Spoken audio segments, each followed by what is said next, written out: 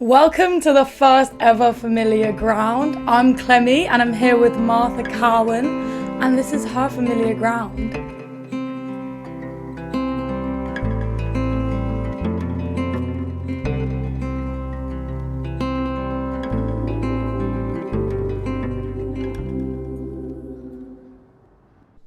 Hi, I'm Martha Cowan and this is my Familiar Ground session.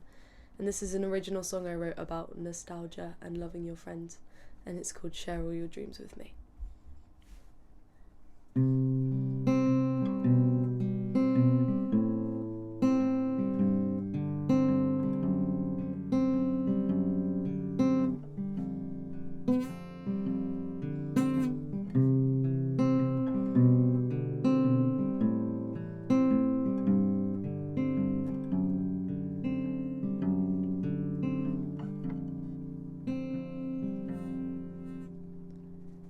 Through the hills and the mountains are the roads that we'll take to find all that love we left by the lake. Don't take your eyes off of things that you love, 'cause you never know turn into dust.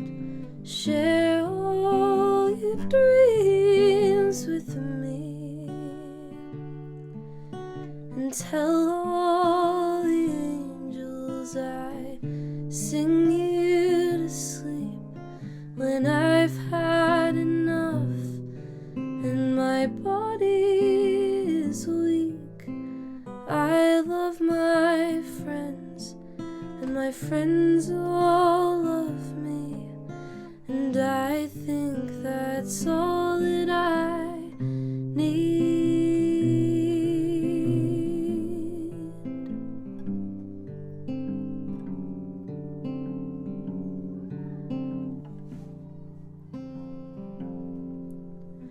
I left your city and the road where we learned to walk on our feet and laugh at our mom.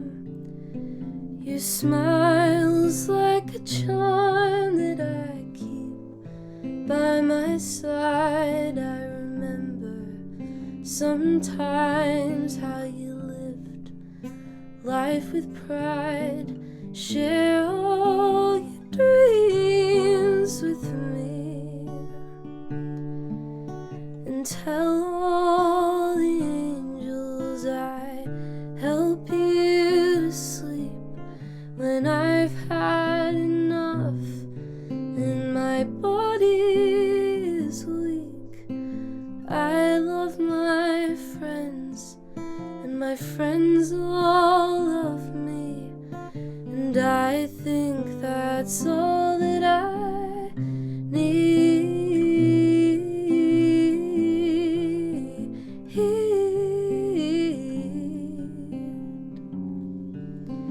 I think that's all that I need.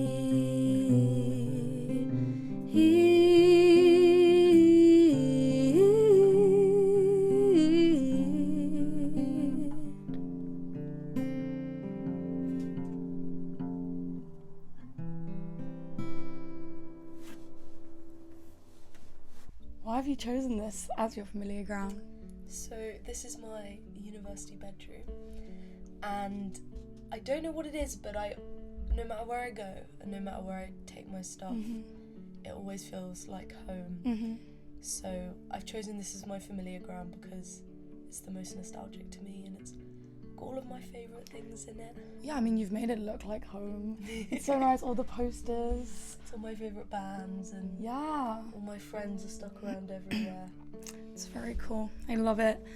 First of all, I was going to talk about this song you sang, so Share All Your Dreams With Me. So you said it was about nostalgia and friendship. Do you want to speak more about what it was about? Yeah, so I wrote Share All Your Dreams With Me in this bedroom about a month ago. About a month ago, 5 weeks ago. And I was feeling really nostalgic. I think whenever you come back to uni after being at home for a while, you know, you have a lot of memories flowing and you feel a bit homesick, and you know, you're thinking about your family and your friends, and you know, I think I was just feeling extra nostalgic, and when I get feelings like that, the only way I tend to be able to deal with them is by writing. So I thought I should try and write a song. And you know, I'm living with my friends this year, and it's, you know, shifted my perspective on friendship and how valuable it is to constantly be around people who love you and people who you love. I mean, you've got loads of like influences and bands around. Like, who would you say your biggest influences in music were? So the normal one I normally go for is Joni Mitchell. I grew up with her music, and my mum kind of got me onto her very, very early doors, and her record Blue is something that I revisit about once a week. I've got the vinyl. Yeah. I'll show you, Clemmie. Yes, please. It usually sits on my shelf. It's right here. Is that one of your biggest influences then? Yeah. Yeah, this record kind of changed my life and my perspective on songwriting and pretty much anything to do with music. And I have the vinyl and I have the CD in the living room, and I'm always playing it and crying, and you know, it always, after I listen to it, I always feel like I need to write something. Do you remember when you first listened to it? I was probably like 10 or 11 the first time I listened to it, where it really connected with me. It was probably played quite a lot when I was a baby, and I don't remember it, but I'm sure that's why I have a connection with it. Absolutely. So you got it when you were 11. Was that your first record? Or It wasn't my first record was Hunky Dory by David Bowie. Okay. Which I got in a record shop where I grew up in Crouch End called Flashback. Lovely. And it was record store day. Probably, it was probably about 8 or 9. And I went in with my mum, and she went, "You can pick one thing." And I picked that record because we used to play it in the car all the time, and it was my favourite. And I don't have it with me, it's at home. I still listen to it all the time. Do you think that listening to records was your first memory of music, or do you have other memories of music? What got you into music? I have to give that credit to my mum. Yeah. She grew up doing music very similarly to me, and I was around it constantly from a really, really young age. There's a photo of me as a baby, and my mum's holding me, and the first guitar that I ever played on is sitting in the background, which is lovely. And So lovely. yeah, I think most of my love for it came from her. And you know, I was put in music lessons quite young, and you know, grew up in choirs, and there was always music everywhere, in the car, in the kitchen. I think that really sparked my love for it. That's so lovely. So guitar, we'll touch a bit about that. When did you start playing? Like what? I probably picked up a guitar for the first time around 5 or 6. Oh. And then probably around 11 or 12 I picked it up again and started kind of teaching myself Same by time ear. as you got your Joni Mitchell. I did. And that's probably linked. Yeah. And yeah, from there on it was, you know, Marty guitar tutorials and trying to learn Joni Mitchell songs. Yeah. And then, you know, around 14, 15 I discovered open tunings, and that really enhanced my writing and my sound and mostly what I play in now, which is great. I absolutely love it. So you're basically self-taught, you'd say? Yeah. Okay. Yeah. Why not? Yeah. So you said you started this song with the guitar part. Is that kind of your normal vibe? Like you'll normally get the guitar part down and then sing to that, or do you sometimes get a melody first, like, or lyrics first? Yeah, again, changes from song to song, but I would say 90% of the time I have the instrumental before I have the lyrics, which is strange because most songwriters, their lyrics come to them and they work around their lyrics. I've never really found that. I carry a little book around with me, which is right next to you, and I try and write stuff down when I think of it, but normally I'm coming up with the guitar parts first. I find it easier to write a melody to a guitar part than I do to write a guitar part to a melody. That's probably because I'm not very good at music theory. When did you think you like started songwriting? Like, when do you think it kind of went from learning Joni Mitchell songs and all the songs you love and things to like actually finding your sound, finding like Martha's sound? Yeah, okay, so I basically studied music flat on for quite a while now, Right. and you know, secondary school is interesting, you know, because the arts are underfunded, Yeah. and you know, there isn't a lot of music and performing arts opportunities for kids at that age. You know, it's pretty bad. And I had the absolute privilege of going to the Brit School for college, Okay. and that really opened my eyes to I could maybe do this for a living. Yeah. And it was the best 2 years of my life, and I learned so much about myself as an artist and other people. Amazing. And I got to write with people, and it was so inspiring, and really just enhanced my view on making a career out of what I really love, which is something you don't necessarily grow up believing, because you know, music isn't a career or a viable option. Yeah. And it was really heartwarming to be in a place where everybody wanted to make it, and I think, you know, uni's like that too, and it's really heartwarming and lovely. Well, thank you so much. Thank you for having me. Thank you for being part of the first Familiar Ground session. It's an absolute honour. Hi, I'm Martha Cowan, and this is my Familiar Grounds cover, Paris by the 1975.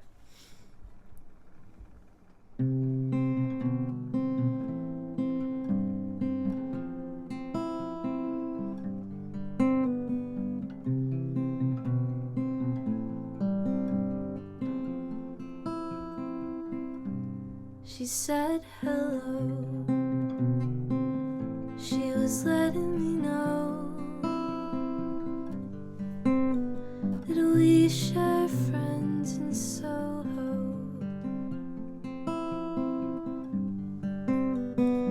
She's a pain in the nose. I'm a pain in women's clothes. You're a walking overdose in a greatcoat. So she wrote a plan for it on the back of a packet. She had to leave 'cause she couldn't hack it. Not enough noise and too much racket. I think I've spent all my money and your friends. Oh, how I'd love to go to Paris again. How I'd love to go to Paris, Paris again.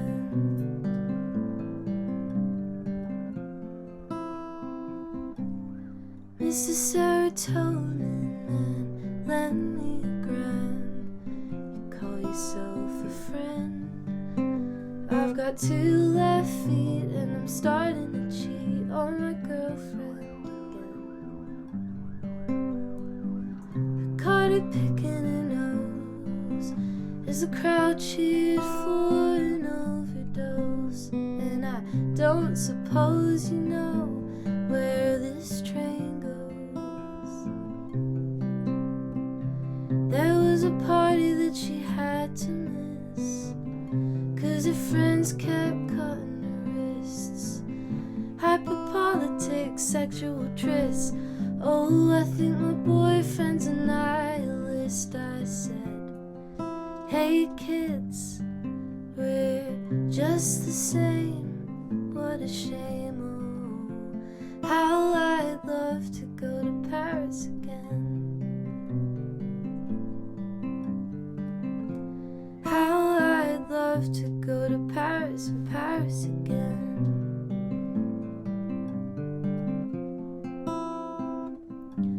Oh, stop being an asshole, counting my eye rolls. They're like piss holes in the snow.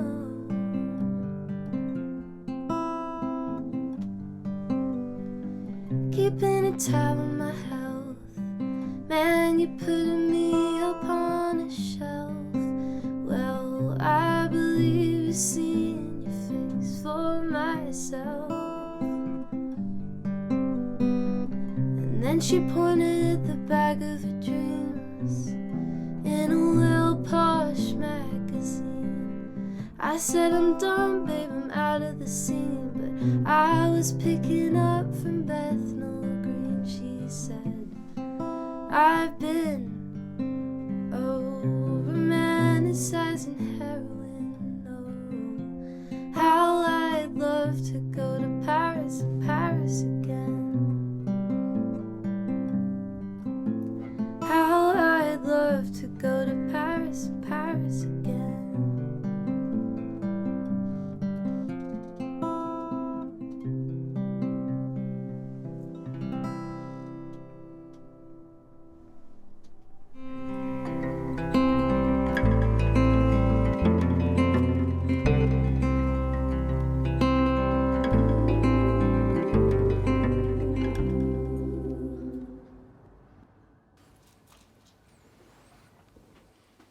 I fuck with Martha in the music. Who's that? Me. No, but